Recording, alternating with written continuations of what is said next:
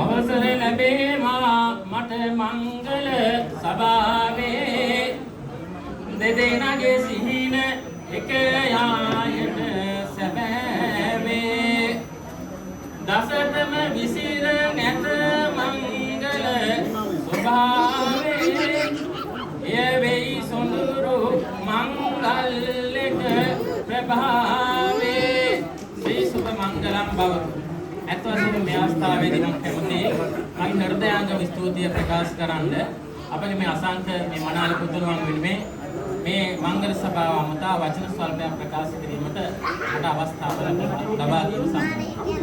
මම බොහොම සන්තෝෂයෙන් පස්සේ අනික් කාරණාව තමයි මේ කන්ද උඩරට කැමිලා මේ වගේ මේ මංගල අවස්ථාවකට සහභාගී වෙන්නට අවස්ථාව ලැබෙන්නේ. බොහොම කාලයකට පස්සේ තමයි මේ නුවරට ඇවිල්ලා මේ මංගල අවස්ථාවකට සහභාගී වුණේ. ඒකත් මගේ පියාණන් මේ කන්ද උඩරටම තමයි. ඉතින් මේ අවස්ථාවේදී මම කියන්න කැමතියි මේ දෙපළ මේ බොහොම සන්තෝෂයෙන් ඉන්න අවස්ථාවේ අපි දැක්ක උදේ ඉඳලා බොහොම ලස්සන ආකාරයට මේ මඟුල් මණ්ඩපයක් ඉදි කරලා ඒ පෝරේ චාරිත්‍ර හරි ලස්සනට ඉෂ්ට ප්‍රාප්ත කරලා මේ නව යුවල මේ බොහොම අභිවෘද්ධියට පත් කළා.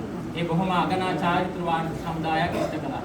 ඔක්කාක රජ කාලයේ පටන් වේවා දසදොරා දේවීන් වහන්සේ කාලයේ පටන් වේවා බොහොම අපේ මේ ජන සමාජයට ආපු ලස්සන අපේ හෙළ සංස්කෘතියට ආපු බොහොම අගනා චාරිත්‍ර සමුදායක් තියෙනවා. ඒ අතරින් ගත්තම මේ මංගල චාරිත්‍ර කියන්නේ අපිට බොහොම සමීප චාරිත්‍ර සමුදායක්. ඒක අනිවාර්යෙන් කරන්න ඕනේ.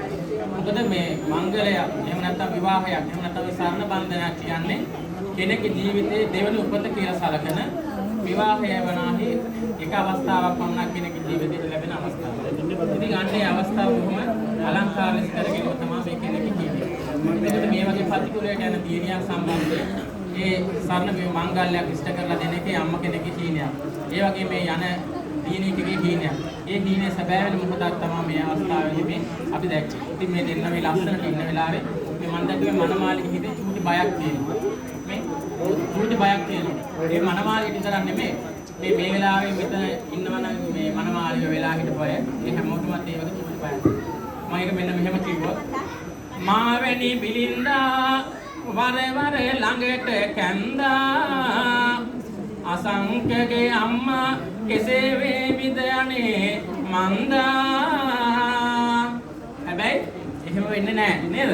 එහෙම වෙන්නේ අසංක මොකද අපි දන්නවා අපේ නෝනේ අක්කා හරිම නිහතමානී හරිම හොඳ කාන්තාවක් කියන්නේ.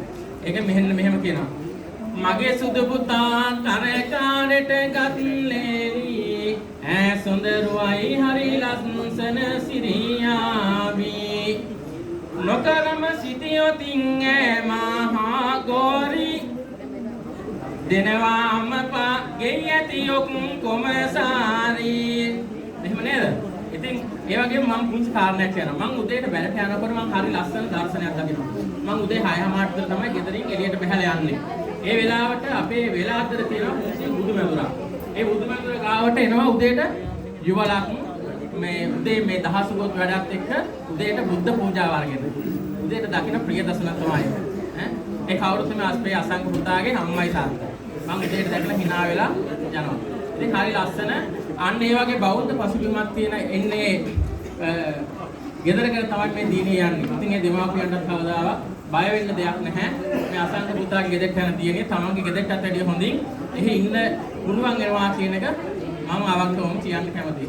ඒ වගේම තමයි අද වර්තමාන පරිපුරේ මේ තරුණියන් මේ සලකනවා මේ ආදරය ගැන කතා කරනකොට තමුන් එක ජීවිතේ ජය ගන්න පුළුවන් මරණකම් තමුන් එක ජීවිතය ප්ලෑන් කරන තරුණයට ආදරය කරන්න කියලා තමයි ඒගොල්ලෝ කියන්නේ. ඒ වගේම කියනවා තමුන්ගේ යාළුවෝ කියනවා නම් අනේ උඹ යාළුවා තිනේ පොඩ්ඩක් එකද? අප්පා අන්න ඒ වගේ නෝන්ඩියට කියනවා වෙනකොට අනේ වායේ යාළුවා තිනේ අයියත් එක්කද හරි ෂෝකනේ අන්න ඒ වගේ කියන තරුණයට ආදරය කරන්න කියලා කියනවා. ඒ වගේම අනේ අපේ දුව දීක දුන්නේ අපරාධයේදී මේ තරුණයාට ඊටදී හොඳයි මේ කියලා හිතනවට වැඩිය අනේ අපේ ගෙදරට හිරියටදී හරි අපූර්වට අපේ දුව බලා ගන්න පුතෙක් නේද කියලා හිතන පුතෙක්ට දෙනවා. ඉතින් මගේ හදවතට එකඟ කියන්න පුළුවන් අපේ අසංක පුතා කියන ඇත්තටම අන්න ඒ වගේ ගමේ ගුණගරුක ජීවත් වෙන ගමේ හැම පොදු වැඩකටම බහැලා අපිත් එක්ක මරණාසන්න සමිතිය වලට එකතු වෙලා සල්පිල් කරනවා. එතකොට අවුරුදු උත්සව වලට එකතු වෙලා ඒ දේවල් කරනවා. ගමේ හැම කෙනෙක්ම ඥාති සමාගම් පවත්වමින් එයාගේම හරිම මේ ගුණගරුක ආකාර ජීවත් වෙන අවංක පුතෙක්. ඉතින් හැබැයි මෙතනින් ඉස්සරහට මේ කැමති මේ ඉරුවේ මේ අවුරුදු උත්සවයට මේවන්න නැතුව ඉන්න බෑ. හරිද? එතකොට අපේ සල්පිල් වලට එතකොට ඒ වගේම තියෙන අනිකුත් වැඩසටහන් වලට එවන්න නැතුව දෙන්නම වෙන්න ඕනේ. නේද? අන්න ඒ දේ වෙන්න ඕනේ කියලා මම මේ ප්‍රාර්ථනා කරනවා. ඒ වගේම තමයි ඔබ දෙපළගේ ප්‍රශ්න මේ එන්නේ නැති කියලා නෑ. මොකද දෙන්න එකිනෙක වුණා කියලා නෑ. දෙන්නගේ සෑමත්තන් තියෙන දෙආකාරයකට. ඒ හින්දා ඒ වගේම තමයි ඔයගොල්ලෝ දැකලා ගම්දාදුගුඩේ දිහා ගියාම කොන්ක්‍රීට් වලින් දෙපැත්ත බැම්ම ගහපු ඇල මාර්ග තියෙනවා. ගිහිලා නානවා. හැබැයි බලන් ඉන්නේ ලස්සනද නෑ. ලස්සන නෑ. ඇල මාර්ගයක ගංගක දොලක ලස්සන පේන්නේ.